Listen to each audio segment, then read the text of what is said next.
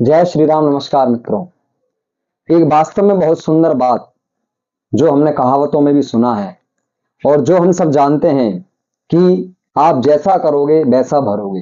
अर्थात अगर आप बुरा करोगे तो वह आपके पास रहेगा, यदि आप अच्छा करोगे तो वो आपके पास लौट कर आएगा। इसी एक सुंदर बात के ऊपर एक बहुत गजब की कहानी जो वास्तव में आप जानोगे कि वास्तव में अच्छा क्या है और बुरा क्या है, अच्छा करने का परिणाम और बुरा करने का परिणाम वास्तव में क्या होता है। हम किस प्रकार से बुरा कर करके अपने स्वयं आपको ही कष्ट पहुंचा सकते हैं। बुरा जो देखन मैं चला बुरा ना मिलिया कोई, और जो दिल खोजा अपना तो मुझसे बुरा ना कोई। बहुत सुंदर बात है। आइए मित्रों, आप सभी से निवेदन, इस वीडियो को बिल्कुल स्किप ना करें, पूर्णतः वीडियो को अवश्य देखें। एक किसी नगर में एक महिला रहती थी। एक उसका पुत्र जो कहीं बाहर विदेश में पढ़ता था, पढ़ाई करता था। अब वह जो स्त्री थी, जो औरत थी, वह बहुत सुंदर भोजन बनाती और भोजन बना करके उसका नियम था कि वो एक रोटी निकाल करके किसी भिखारी आदि कोई भी घर के बाहर जाता है तो अपनी खिड़की पर वहां बनाकर रख देती थी और रख करके यही प्रार्थना करती थी कि हे प्रभु, मैं ये रोटी वहां रख रही हूं किसी भिखारी के लिए या किसी जिसको आवश्यकता है उसके लिए। इसके बदले में मैं अपने पुत्र की सलामती चाहती हूं। ऐसा भाव वो अपने मन में बनाकर रखती थी ईश्वर से। अब तो वह रोजाना एक रोटी बनाती और खिड़की के पास रखती। कुछ समय के बाद वहां एक विकलांग व्यक्ति आता है। जो विकलांग रहता है वह उस खिड़की से उस एक रोटी को जो महिला रखती है उसको उठाता है और उठा करके चला जाता है। वह जो व्यक्ति है विकलांग, वह जो महिला रोटी रखती है, वहां से जब वो रोटी उठाता है तो वहां से कुछ बड़बड़ाता हुआ निकलता जाता है। और वह क्या बड़बड़ाता है? यही वाक्य वह बड़बड़ाता है कि जो तुम बुरा करोगे तो वह तुम्हारे पास रहेगा और जो तुम अच्छा करोगे तो वो तुम्हारे पास लौट करके आएगा। अब तो वह महिला भी उस बात को सुनती, लेकिन वो ज्यादा अभी ध्यान नहीं देती। धीरे धीरे यही सिलसिला जारी रहा। वह महिला रोटी बनाकर वहां खिड़की पर रखती, वह भिखारी आता, विकलांग व्यक्ति आता और उस रोटी को उठाकर जाता, वही शब्द वही वाक्य बड़बड़ाकर आगे चलता जाता। अब तो ये महिला एक दिन विचार करने लगी कि बताओ, मैं इतना इसका भला करती हूँ, एक तो मैं रोटी वहां रखती हूँ, ये एक तो रोटी ले जाता है और इतना बड़बड़ाता हुआ जाता है, ये वास्तव में मेरा अहित सोचता है।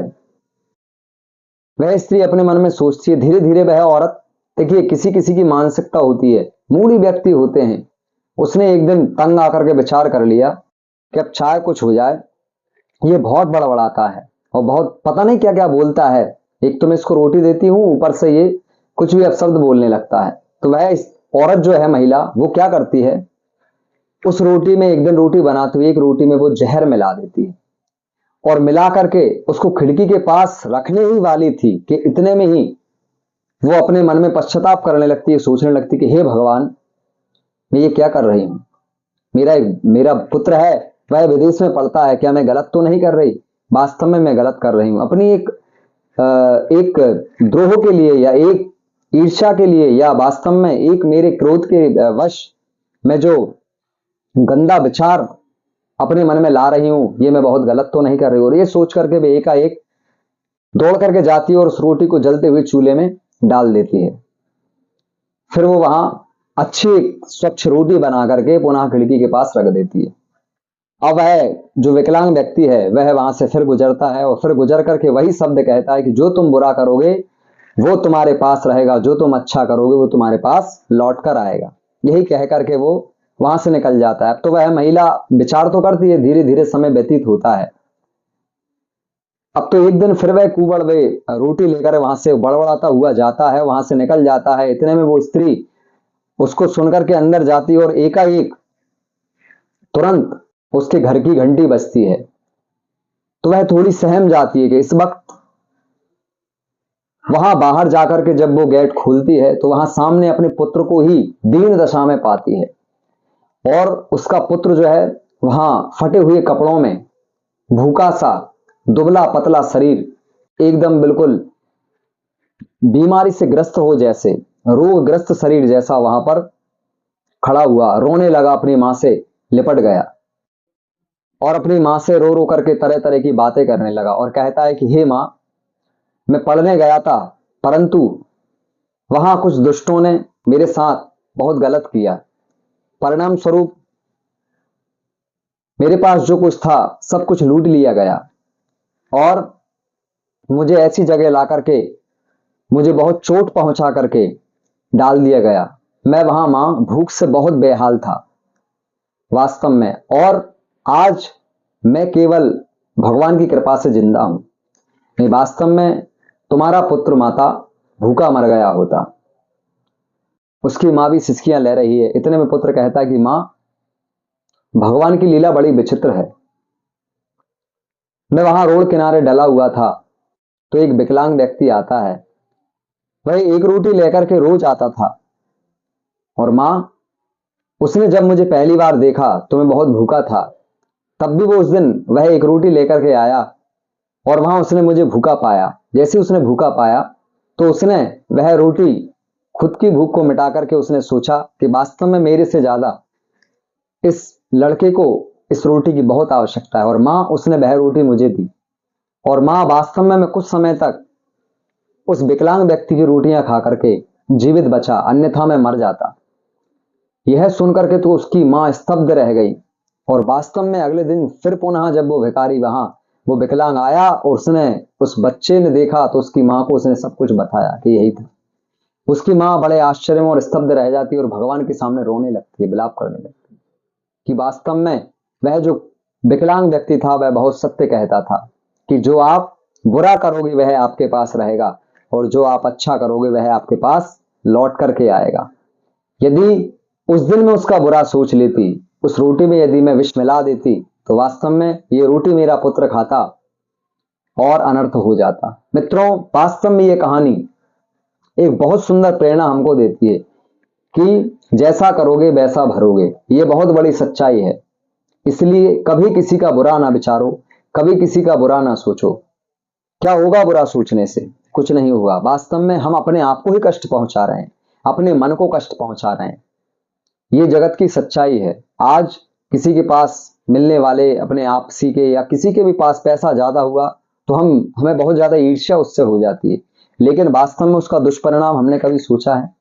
यद्यपि सोचने मात्र से, ईर्ष्या करने मात्र से हम पापी होते हैं, फिर तो हम इस उस ईर्ष्या के प्रति उस व्यक्ति का यदि अहित करें तो कितना बड़ा पाप है। यह आपने इस कहानी से जाना। यदि वो स्त्री उसमें जहर मिला देती तो उसका पुत्र मारा जाता। वास्तव में यही हमारी जिंदगी का असली सच है। यदि हम कभी ऐसा विचार आए तो आप इस कहानी से अवश्य शिक्षा लें कि प्रकृति का विधान बड़ा विचित्र है, भगवान का विधान बड़ा विचित्र है। यद्यपि कभी किसी का बुरा ना सोचो, सदैव अच्छा सोचो। जो है ईश्वर हमें देगा। हमने जो कर्म किया है, हमारी जो योग्यता है, उस योग्यता के अनुसार हम सुख भोग रहे हैं। हमारे सामने वाला जो व्यक्ति है वो अपनी योग्यता के अनुसार सुख भोग रहा है। फिर ईर्ष्या क्यों? अपनी मस्ती में मस्त रहो। ये 4 दिन की जिंदगी है वास्तव में देखा जाए। कई सारी प्रेरणादायक भजन हम सुनते हैं, हम ग्रंथों में शास्त्रों के माध्यम से जानते हैं कि वास्तव में, और कुछ समय पूर्व ही हमने कैसी कैसी घटनाएं और आज भी जो घटित हो रही हैं, युवा वर्ग को जिनकी उम्र नहीं है उनको हार्ट अटैक आना, दुर्घटनाएं इतनी ज्यादा बढ़ गई हैं। ये सब क्या है? ये सब केवल और केवल, आप सब जानते हैं कि वास्तव में सृष्टि में प्रलयंकारी स्थिति बनी हुई है, और ऐसे समय में हम ये फालतू के मद मत्सर लोभ ईर्ष्या क्यों करें अपने मन में? क्यों किसी का बुरा सोचें? अच्छा सोचिए, आपके साथ बहुत अच्छा हुआ। आप केवल अपने मन में एक विचार कीजिए कि हमें संसार में कोई देखे अथवा ना देखे, कोई देख रहा हो ना, लेकिन ईश्वर सब कुछ देख रहा है। वास्तव में प्रकृति सब कुछ देख रही है। जहां कोई नहीं वहां ईश्वर है। इसलिए सभी यही विचार अपने मन में रखें, सदैव सोचें कि वास्तव में भगवान हमारे साथ है। आप देखना, आपके केवल ये एक बहुत बड़ा पुण्य है। यदि आप किसी का बुरा नहीं विचारोगे तो ये आप बहुत बड़ा पुण्य कर रहे हो, और इस पुण्य का प्रताप यह है कि आपको जो सिद्धियां हैं, आपकी योग्यता के अनुसार जो आपको प्राप्त करना है, वे अनायास ही केवल ये एक व्रत है, इस व्रत को करने से आपको मिल जाएगा। मित्रों, व्रत वास्तव में उपवास ये नहीं है कि हम किसी भी प्रकार से भोजन को त्याग दें, फलाहार आदि करें। व्रत उपवास का अर्थ यही है कि हम हमारे दैनिक जीवन में, वास्तव में हमारे वास्तविक जीवन में, हमारे शरीर से किसी का दिल ना दुखे, किसी का बुरा ना हो, यही वास्तव में सबसे बड़ा धर्म है और सबसे बड़ी अच्छाई है। व्यास जी महाराज श्रीमद् भागवत महापुराण में लिखते हैं कि अष्टादश पुराणेषु व्यासस्य वचनद्वयम् परोपकाराय पुण्याय पापाय परपीडनम्। दूसरे को पीड़ा पहुंचाने से बड़ा कोई पाप नहीं है और दूसरे पर उपकार करने से बड़ा कोई पुण्य नहीं है। इसलिए यही विचार हमें करना चाहिए कि हम अगर किसी का भला नहीं कर सकते तो उसका बुरा ना सोचें। स्वस्थ रहें, मस्त रहें। हमारे चैनल को सब्सक्राइब करें, वीडियोस को लाइक करें। आपके बहुत सुंदर सुंदर वीडियोस, बहुत सुंदर सुंदर गाथाएं, बहुत सुंदर प्रेरणादायक कहानियां हमारी वीडियोस के माध्यम से आपको प्राप्त होंगी। जय श्री राम, नमस्कार।